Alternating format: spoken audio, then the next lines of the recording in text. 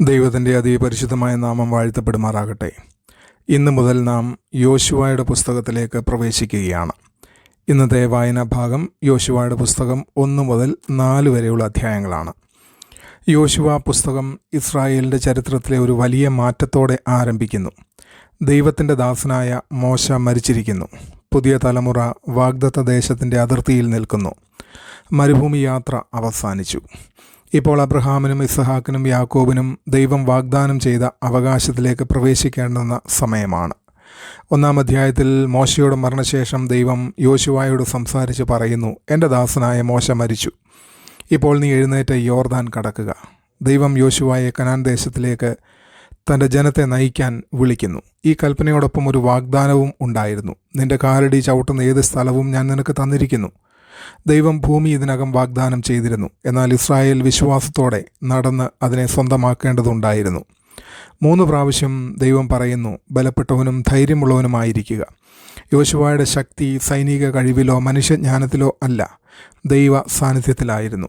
ദൈവം വാഗ്ദാനം ചെയ്യുന്നു, ഞാൻ നിന്നെ കൈവിടുകയില്ല, ഉപേക്ഷിക്കുകയുമില്ല. ദൈവം ന്യായപ്രമാണ പുസ്തകം രാവും പകലും ധ്യാനിക്കുവാൻ യോശുവയോട് കൽപ്പിക്കുന്നു. വിജയം യുദ്ധത്തിലൂടെ മാത്രമല്ല, ദൈവവചനത്തോടുള്ള അനുസരണത്തിലൂടെയുമാണ് വരുന്നത്. ദൈവം യോശുവയെ മോശയുടെ പിൻഗാമിയായി നിയമിച്ച് കനാനിൽ പ്രവേശിക്കുവാൻ ഇസ്രായേലിനോട് കൽപ്പിക്കുന്നു. ഓരോ വിശ്വാസിയും ജീവിതത്തിൽ മാറ്റങ്ങളുടെ സമയത്തെ നേരിടുന്നു.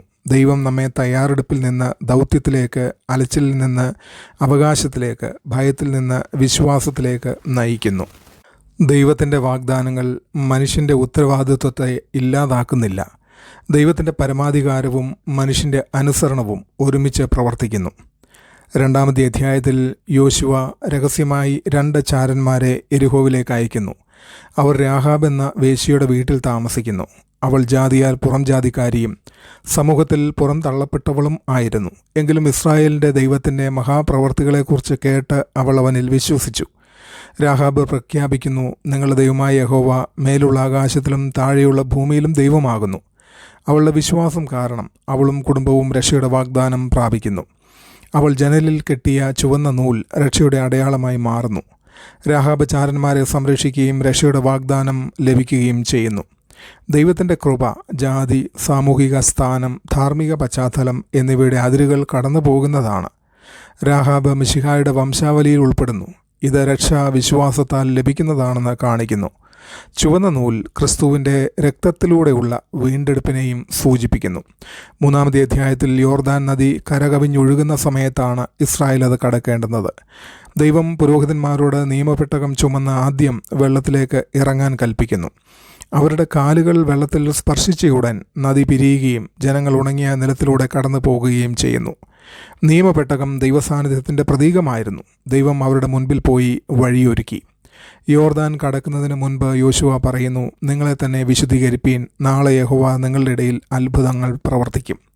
ദൈവം അത്ഭുതകരമായി യോർദാൻ പിരിച്ച് ഇസ്രായേലിനെ വാഗ്ദത്ത ദേശത്തേക്ക് കൊണ്ടുവരുന്നു.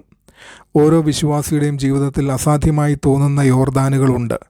ദൈവസാന്നിധ്യം തടസ്സങ്ങൾക്ക് മുൻപേ പോയി വഴിയൊരുക്കുന്നു. യോർദാൻ കടക്കൽ പഴയ ജീവിതത്തിൽ നിന്ന് പുതിയ ദൈവിക അവകാശത്തിലേക്കുള്ള മാറ്റത്തിൻ്റെ പ്രതീകമാണ്. വിശുദ്ധീകരണം പലപ്പോഴും ദൈവിക ഇടപെടലിന് മുൻപായി വരുന്നു. 4-ാമത്തെ അധ്യായത്തിൽ യോർദാൻ കടന്ന ശേഷം നദിയുടെ നടുവിൽ നിന്ന് 12 കല്ലുകളെടുത്ത് സ്മാരകമായി സ്ഥാപിക്കാൻ ദൈവം കൽപ്പിക്കുന്നു. ഭാവി തലമുറകൾക്ക് ദൈവം യോർദാൻ വരണ്ടതാക്കി തൻ്റെ വാഗ്ദാനങ്ങൾ വിശ്വസ്തയോടെ നിറവേറ്റിയെന്ന് ഓർമ്മിപ്പിക്കാനായിരുന്നു ഈ സ്മാരകം. അധ്യായം അവസാനിക്കുമ്പോൾ ഇസ്രായേൽ വാഗ്ദത്ത ദേശത്ത് സുരക്ഷിതമായി പാർക്കുന്നു. ചുറ്റുമുള്ള ജാതികൾ ദൈവത്തിൻ്റെ ശക്തമായ കയ്യെ തിരിച്ചറിയുന്നു. അത്ഭുതകരമായ വിടുവിപ്പിനെ ഓർക്കാൻ ഇസ്രായേൽ ഒരു സ്മാരകം സ്ഥാപിക്കുന്നു. ദൈവജനങ്ങൾ അവൻ്റെ വിശ്വസ്തതയെ മനഃപൂർവ്വം ഓർക്കണം. ആത്മീയ മറവിയാണ് പലപ്പോഴും ആത്മീയ തകർച്ചയുടെ ആരംഭം. ബൈബിളിലെ വിശ്വാസം ദൈവത്തിൻ്റെ മഹാപ്രവർത്തികളെ ഓർക്കുന്നതിൽ അധിഷ്ഠിതമാണ്. കഴിഞ്ഞ കാലത്ത് പ്രവർത്തിച്ച ദൈവം ഇന്നും നാളെയും വിശ്വസ്തനാണ്. യോശുവ 1 മുതൽ 4 വരെയുള്ള അധ്യായങ്ങൾ നമ്മെ പഠിപ്പിക്കുന്നത് മാറ്റങ്ങളുടെ കാലങ്ങളിൽ ദൈവം തൻ്റെ ജനത്തെ ഒരിക്കലും ഉപേക്ഷിക്കുന്നില്ല എന്നതാണ്. പുതിയ ഉത്തരവാദിത്വങ്ങൾ, പരിചയമില്ലാത്ത സാഹചര്യങ്ങൾ, വലിയ വെല്ലുവിളികൾ എന്നിവ ഭയം സൃഷ്ടിക്കരുത്. കാരണം ദൈവസാന്നിധ്യം നമ്മേക്കാൾ മുൻപേ പോകുന്നു. ദൈവത്തിൻ്റെ വാഗ്ദാനങ്ങൾ വിശ്വാസവും അനുസരണവും ആവശ്യപ്പെടുന്നു. രാഹാബ് വിശ്വസിക്കുന്ന എല്ലാവർക്കും കൃപ ലഭ്യമാണെന്ന് പഠിപ്പിക്കുന്നു. യോർദാൻ കടക്കൽ അസാധ്യ സാഹചര്യങ്ങളിൽ ദൈവത്തെ ആശ്രയിക്കാൻ പഠിപ്പിക്കുന്നു. സ്മാരക കല്ലുകൾ ദൈവത്തിൻ്റെ വിശ്വസ്തതയെ ഓർക്കുകയും സാക്ഷ്യം പറയുകയും ചെയ്യേണ്ടുന്നതിൻ്റെ പ്രാധാന്യം ഓർമ്മിപ്പിക്കുന്നു. ദൈവമക്കളായ നാം ധൈര്യത്തോടെ മുന്നോട്ട് പോകുകയും ദൈവവചനം അനുസരിക്കുകയും ദൈവസാന്നിധ്യത്തിൽ പൂർണ്ണമായി ആശ്രയിക്കുകയും അവൻ്റെ പ്രവൃത്തികളെ നിരന്തരം ഓർക്കുകയും ചെയ്യേണ്ടിയവരാണ്. ഞാൻ ഭയത്താൽ ദൈവത്തിൻ്റെ വാഗ്ദാനങ്ങളുടെ അതിർത്തിയിൽ നിൽക്കുകയാണോ, അല്ലെങ്കിൽ വിശ്വാസത്തോടും അനുസരണത്തോടും കൂടി മുന്നോട്ട് കടക്കുകയാണോ? എൻ്റെ ജീവിതത്തിൽ ദൈവത്തിൻ്റെ വിശ്വസ്തതയെ ഞാൻ മനഃപൂർവ്വം ഓർക്കുകയും സാക്ഷ്യം പറയുകയും ചെയ്യുന്നുണ്ടോ, അല്ലെങ്കിൽ അവൻ്റെ മുൻകാല കരുണകളെ ഞാൻ മറന്നുപോയോ? ഈ രാവിലെ ദൈവം നമ്മളെ എല്ലാവരെയും അനുഗ്രഹിക്കട്ടെ. ആമേൻ.